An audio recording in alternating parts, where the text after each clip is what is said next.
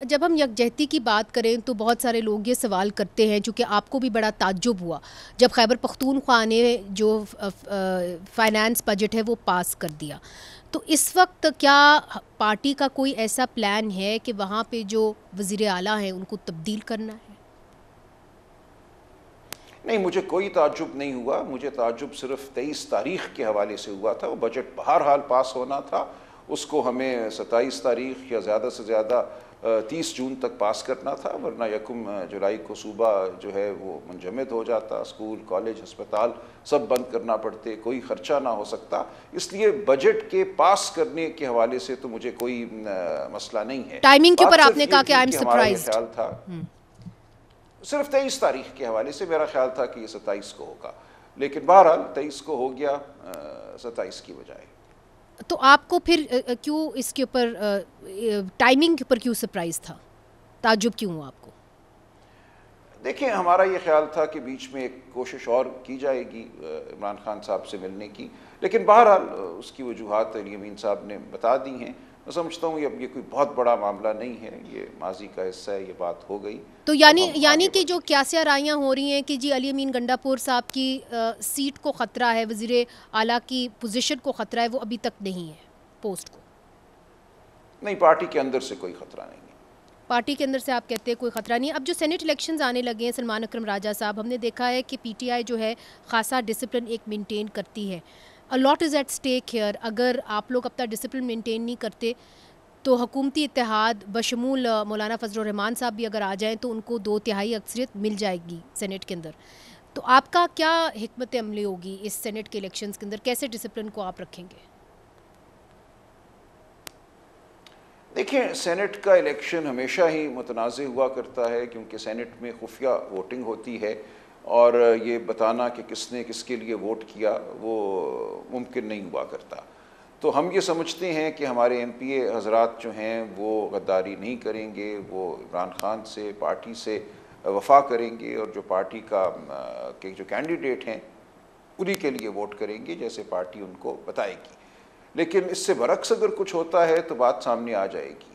देखिए, हम ये समझते हैं कि अब जो सूरत हाल है उसके मुताबिक हमें 7 नशस्तें मिल जानी चाहिए। जो 12 नशस्तें सेनेट की खैबर पख्तूनख्वा से इलेक्शन के लिए हैं, लेकिन अगर इससे कम मिलती हैं तो फिर हम बात करेंगे। 6 भी मिल जाएं तो वो भी मुनासिब है, लेकिन 7 या 6 से कम नशस्तें अगर होती हैं तो फिर बात तहकीक करनी पड़ेगी कि क्या हुआ।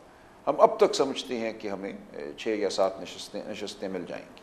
और जो कॉन्स्टिट्यूशनल कोर्ट का फ़ैसला आया है, और यकीनन तफसीली फ़ैसला तो नहीं आया, मगर चूँकि आप एक सीनियर वकील हैं, आप उसको कैसे देखते हैं कि क्या आपके जितने भी नुमाइंदे हैं वो एज इंडिपेंडेंस कैंडिडेट काउंट होंगे या सुन्नी इत्तेहाद काउंसिल के नुमाइंदे के तौर के ऊपर काउंट होंगे? देखिए, इस फैसले के बाद जिसने 12 जुलाई 2024 के एक शानदार तारीखी फ़ैसले को रद्द किया है, अब सूरत हाल ये है कि हमारे जो एमपीए हजरात सूबाई असम्बलियों में या एमएनए हजरात कौमी असम्बली में मुंतखब होकर आए थे, उन सब ने 3 दिनों में सुन्नी इत्तेहाद काउंसिल में शमूलियत इख्तियार कर ली थी, क्योंकि उनको आज़ाद करार दिया गया था। जी। तो अब कोई वजह नहीं है कि उनको सुन्नी इत्तेहाद काउंसिल का रुकन एमपीए या एमएनए तस्वुर ना किया जाए। तो यानी जिस तरीके से आप देखते हैं तो उनको सुन्नी इत्तेहाद काउंसिल का ही हिस्सा माना जाएगा, तो उनको एक तरह से आपको डिसिप्लिन में लाना ज़्यादा आसान हो जाएगा। देखिए, आइन का आर्टिकल 63A है ना, वो एक पार्टी का हिस्सा है और उस पार्टी की डायरेक्शन के ख़िलाफ़ अगर वो कोई अमल करते हैं तो उनके ख़िलाफ़ तादीबी कार्रवाई तो हो सकती है। तो ये देखा जाएगा।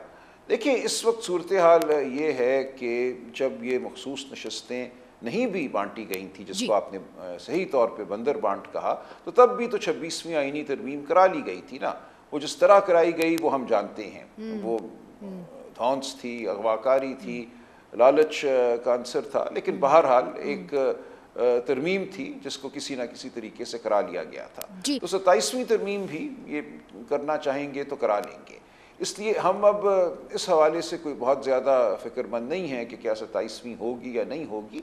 फ़िक्रमंद पूरी कौम को होना चाहिए कि उस 27वीं तरमीम के बाद इस मुल्क में अदलिया की हालत क्या होगी, बुनियादी इंसानी हुकूक की अदालत क्या होगी, अदलिया की आज़ादी की हालत क्या होगी, ये तमाम मामलात जो हैं ये पीटीआई के मामलात नहीं हैं, ये पूरी कौम के मामलात हैं। सदारत के हवाले से भी खदशात हो है? रही हैं। जी, आपको क्या खदशात है कि 27वीं आईनी तरमीम के अंदर क्या हो सकता है? चूँकि आज जो आपकी पार्टी ने एक प्रेस कॉन्फ्रेंस की है, उसके अंदर उन्होंने एक और मसले के ऊपर निशानदेही की है और वो ये कहा है कि फाटा मर्जर को रिवर्स नहीं होना चाहिए, और उन्होंने कहा है कि जहाँ माइंस एंड मिनरल्स के ज़ख़ीरे पाए जाते हैं और उसका हक़ जो है वो सूबाई हुकूमत का है, वफाक का नहीं है। तो क्या 27वीं आईनी तरमीम में आपको ख़दशा है कि ये हो सकता है, और अगर ऐसा हुआ तो किस किस्म के कानूनी चैलेंजेस का सामना होगा तहरीक इंसाफ की तरफ से? देखिए, एक ऐसी आइनी तरमीम जो किसी सूबे की हैयत को तब्दील करे, सूबे से कुछ हिस्से को काट कर वफाक के हवाले कर दे या नया सूबा कायम करे, उसके लिए 2/3 अक्सरियत कौमी असम्बली में चाहिए, 2/3 अक्सरियत सेनेट में चाहिए, और उस सूबे की जो सूबाई असम्बली है उसमें भी 2/3 अक्सरियत चाहिए। तो मुझे ऐसा होता नज़र नहीं आता, लेकिन अगर ये सूबाई असम्बली पे भी हमला करते हैं और वहाँ भी किसी तरीके से 2/3 अक्सरियत हासिल कर लेते हैं, जबकि 83% सीटें 8 फरवरी 2024 को वहाँ पीटीआई और फिर सुन्नी इत्तेहाद काउंसिल ने जीती थी, 83%, 83%। तो 83% सीटें जीतने वाली पार्टी को कैसे ये एक तिहाई से भी कम सीटों वाली पार्टी में मुंतकिल करेंगे? ये एक तारीख़ी सानिया होगा अगर ऐसा हो जाता है।